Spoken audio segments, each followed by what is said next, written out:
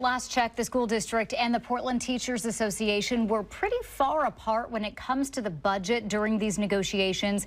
$211 million apart, to be exact. Teachers are asking for $358 million. Yeah, and as you heard Carly just mention a second ago, we received word within the last 30 minutes or so that Portland Public Schools will be closed tomorrow as the strike continues.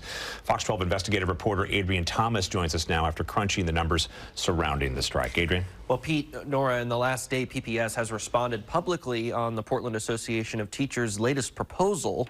In their statement, a PPS spokesperson says the union did not attach dollar figures to the items they proposed, so the district crunched the numbers. Portland Public Schools estimates the union's proposal would cost $358 million compared to the district's offer of $147 million.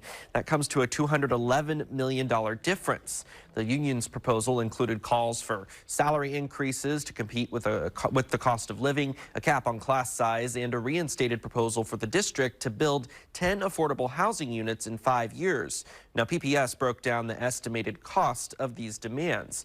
The district estimated that it would cost a minimum of $163 million to comply with the union's cost of living proposal, which already exceeds the district's total offer.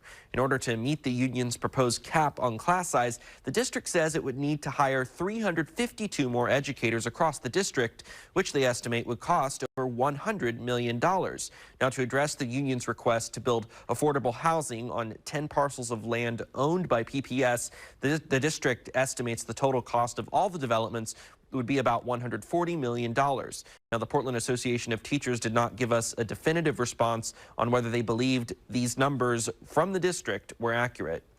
And over the weekend, Governor Tina Kotek released a statement expressing her goal of ending the strike as soon as possible. In the statement, Kotek says her team, along with the state's chief financial officer, found only an additional $12.4 million the district could use next school year. Live in studio, Adrian Thomas, Fox 12 Oregon.